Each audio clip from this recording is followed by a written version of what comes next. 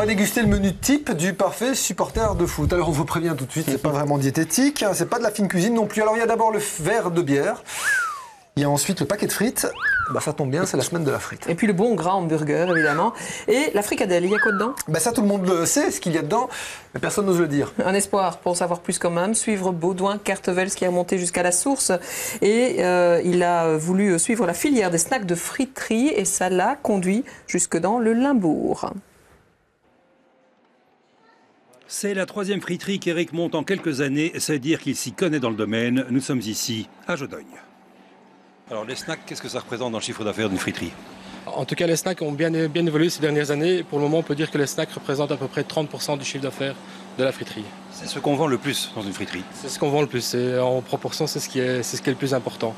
Davantage que les frites? Davantage que les frites, oui, tout à fait. Est-ce que le client vous demande parfois ce qu'il y a comme viande dans une fricandelle? Non, ça n'arrive jamais.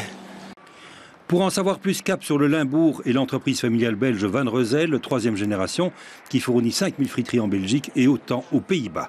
La viande arrive ici congelée chaque matin par palettes entières et c'est la première inspection. On vérifie l'emballage qu'il va être intact pour éviter des contaminations physiques, bactériologiques et chimiques. On va vérifier la température, il doit être moins 18 pour des produits congelés et on va contrôler les dates de péremption pour avoir des produits frais. La viande compactée en blocs de 10 kg passe d'abord par un concasseur qui en fera des morceaux. Il s'agit ici de la viande de nos fricandelles et hamburgers. D'où vient toute cette viande? Ou du Pays-Bas ou de la Belgique. Qu'est-ce qu'il y a comme viande exactement dans vos fricandelles? C'est la viande de porc et la viande de poulet. Quel genre de viande de porc et quel genre de viande de poulet? Viande de porc, c'est plutôt les morceaux qui restent dans le carcasse après d'avoir une côtelette ou une mignonnette. Et pour la viande de poulet, c'est un peu la même chose. Alors la viande qui reste dans le poulet, dans le carcasse de poulet, mécaniquement, il va être enlevé. 2 tiers de déchets de poulet pour 1 tiers de déchets de porc, c'est la proportion. On va alors malaxer ce produit avec un bouillon végétal non précisé et des épices dont on garde le secret pour arriver à cette grande panade. Puis, c'est la fabrication des fricandelles. On en produit ici quotidiennement 14 000 kilos par jour. C'est une cuisson à l'eau? Oui, on cuit à l'eau ici pour avoir une température à cœur de 72 degrés et on cuit pendant à peu près 15 minutes. Les fricandelles sont alors inspectées, les mensurations idéales, 18 cm et demi de longueur, 2 cm et demi de diamètre et 100 g de poids. A noter que la fabrication du hamburger est absolument identique, seules les épices sont différentes.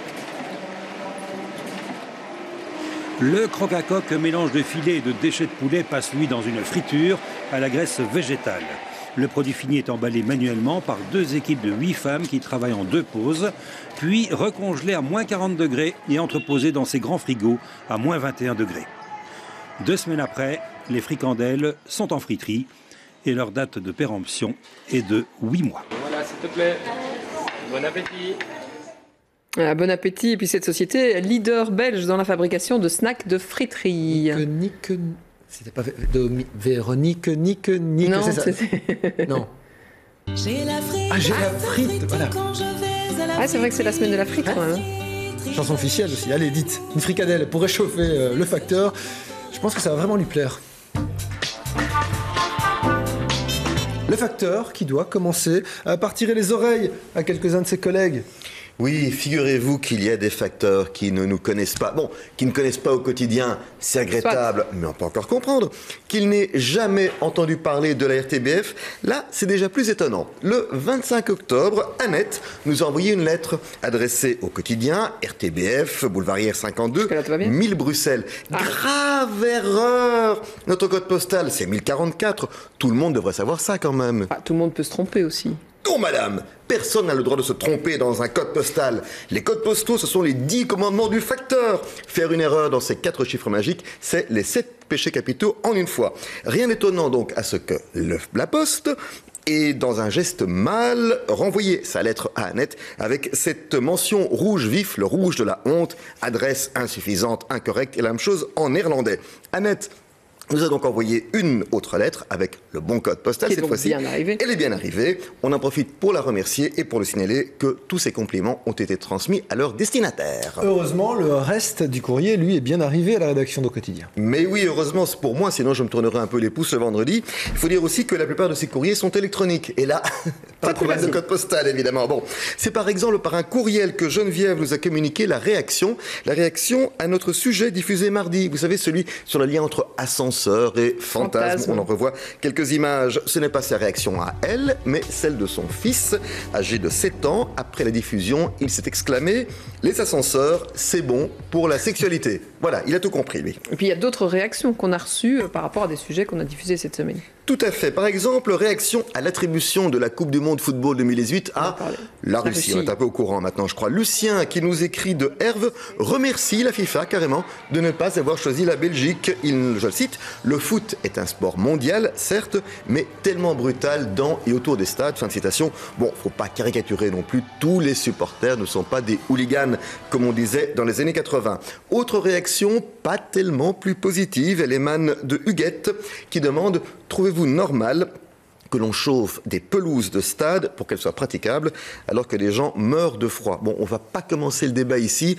On transmettra la question à Stéphane Powell. Joseph, lui, c'est un autre gaspillage qui l'énerve. Bah oui, il a vu la rubrique de Raphaël Scaini. Rappelez-vous, c'était lundi. Raphaël nous parlait des appareils électriques de la maison. Il disait, faut pas les laisser en veille, il faut les couper. Il y a des appareils qui vous permettent de les couper. Oui. Voilà, et l'idée, c'était ne gaspillons pas inutilement. Alors, Joseph, il écrit que cette idée le fait sourire parce que il ajoute qu'on réaliserait des économies bien plus importante en réduisant de moitié les illuminations de Noël, les marchés de Noël et les rues qui débordent de lumière.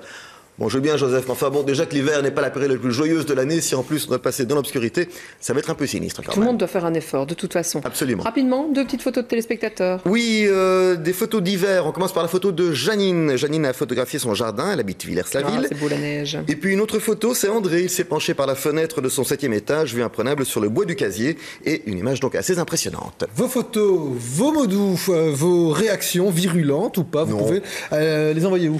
Eh bien sûr, notre site web, www.auquotidien.be, ou alors notre page Facebook RTBF au quotidien en 3 mots, ou la poste qui vous enverra votre courrier au quotidien, 52 boulevard Hers, 1044 Bruxelles, sinon on craque dedans. Oui, alors ce week-end, je ne sais pas si vous vous ennuyez, vous chez vous, ou Marc tout simplement, parce que les cadeaux de Saint-Nicolas ne sont pas encore arrivés, vous pouvez soit regarder la compile de Quotidien, ça c'est samedi, 18h sur la 1, ou alors ce dimanche, vous pouvez aller au centre de Bruxelles pour admirer une parade qui va défiler dans les rues.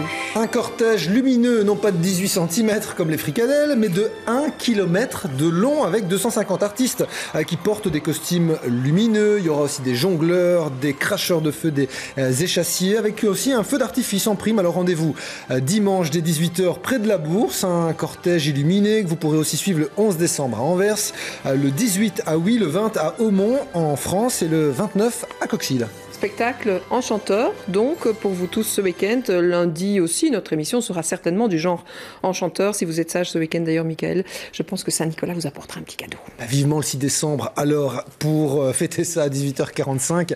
Excellent week-end à toutes et à tous.